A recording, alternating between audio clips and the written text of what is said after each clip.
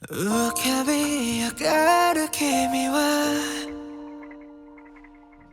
あまりに鮮やかで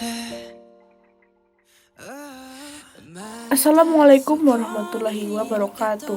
Perkenalkan, nama saya Imas Kurniasih, NIM 202180055, kelas 2B, Prodi PGSD, Universitas Muhammadiyah Purworejo.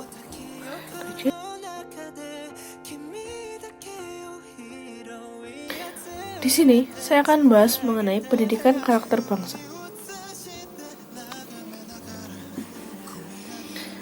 Menurut Undang-Undang Nomor 20 Tahun 2003, pendidikan adalah usaha sadar dan terencana untuk mewujudkan suasana belajar dan proses pembelajaran agar peserta didik secara aktif mengembangkan potensi dirinya untuk memiliki kekuatan spiritual keagamaan, pengendalian diri, kepribadian, kecerdasan, akhlak mulia, serta keterampilan yang diperlukan dirinya, masyarakat, bangsa, dan negara. Setiap orang menjadi guru, setiap rumah menjadi sekolah, diajar dewantor. Pendidikan karakter kini menjadi suatu wacana utama dalam kebijakan nasional di bidang pendidikan. Seluruh kegiatan belajar dan mengajar yang ada di negara Indonesia harus mengacu pada pelaksanaan pendidikan karakter. Ini juga tersirat dalam naskah rencana Aksi Nasional Pendidikan Karakter yang diterbitkan oleh Kementerian Pendidikan Nasional pada tahun 2010.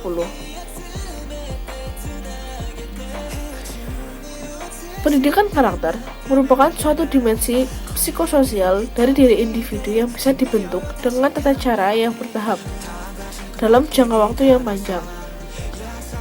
Seringkali, pembentukan karakter anak dimulai sejak dalam kandungan hingga dirinya dewasa dengan keterlibatan peran keluarga dalam pembentukan kepribadian.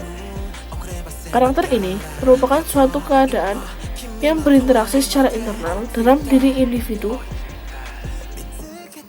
dan memiliki keterkaitan yang erat dalam konteks lingkungan tempat individu berada. Menurut King, tahun 2012, pembentukan karakter ini merujuk pada bawaan individu serta merujuk pula pada pengalaman individu ketika berada di lingkungannya, baik secara subjektif maupun objektif. Interaksi antara bawaan dan lingkungan ini akan saling mempengaruhi hingga pada kadar tertentu membentuk suatu perilaku yang menetap. Cara pembentukan karakter. Penanaman kebiasaan dalam berinteraksi dengan lingkungannya biasanya diawali dengan peran orang tua dalam mendidik anak di rumah. Bila menginginkan kebiasaan baik menetap, maka kebiasaan ini harus dirubah menjadi suatu kepribadian pada diri individu. Kepribadian yang baik dan menetap inilah yang nantinya bisa menjadi karakter apabila kepribadian ini diwariskan. Suatu karakter yang bermula dari kepribadian yang baik, yang tercermin dalam identitas bangsa, hanya bisa menjadi karakter ketika bisa menunjukkan kebiasaan yang terpuji, yang bisa dipertahankan dalam berbagai kondisi secara menetap. 3 sifat utama dari bentuk karakter. 1. Memiliki sifat menetap. 2. Butuh waktu yang lama dan bertahap untuk membentuknya. Dan 3. Dibentuk melalui penguatan. Bangsa Indonesia telah memiliki karakter yang bernilai luhur dan diwariskan secara turun-menurun. Akan tetapi, pewarisan dengan cara yang konservatif saja tidaklah cukup. Perlu dilakukan pewarisan dalam pembentukan karakter bangsa, yang bisa mencetak generasi penerus berkarakter dan bermartabat dan mencerdaskan kehidupan bangsa. Oleh sebab itulah, dilakukan pendidikan yang didasarkan pada nilai-nilai pendidikan karakter. Pendidikan karakter menekankan pada suatu nilai moral yang universal yang bisa diterima baik oleh berbagai kalangan di seluruh kelompok sosial. Pendidikan karakter berfokus bukan lagi pada sesuatu yang salah dan benar saja, tapi sudah pada tingkat baik dan buruk hal yang diajarkan. Tujuan dari pendidikan karakter ini ialah mencetak individu yang berkarakter, Individu baru bisa dikatakan berkarakter apabila dirinya sudah mampu melaksanakan segala keputusan yang diambilnya dengan pertimbangan moral.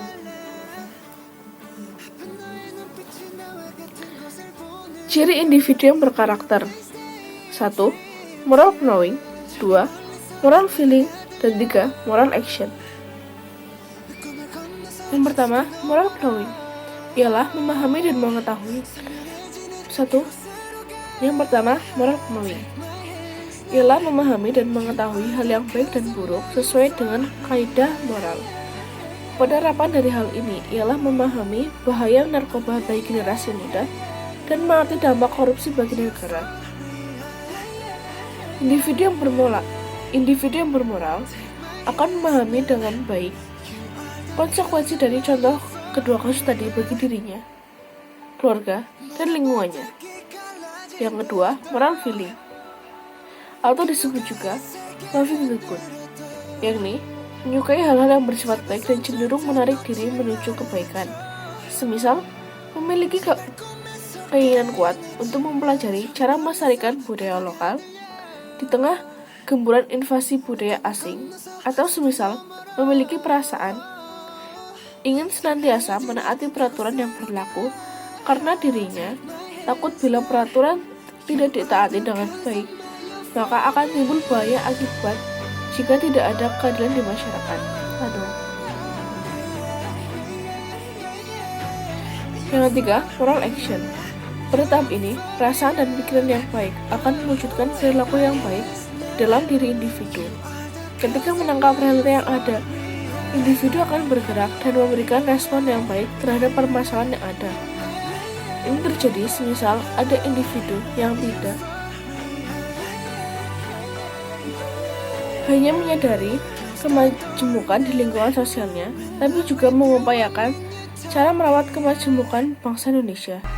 Integrasi antara pikiran dan perasaan serta perilaku yang diwujudkan ini bahkan tidak hanya berada pada tahap mengupayakan pemecahan masalah.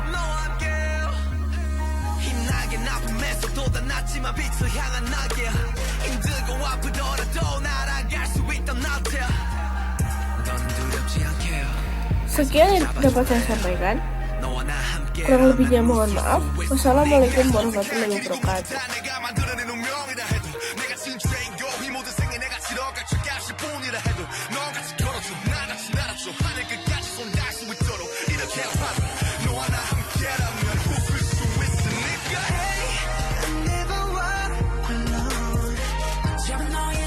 너의 움직임을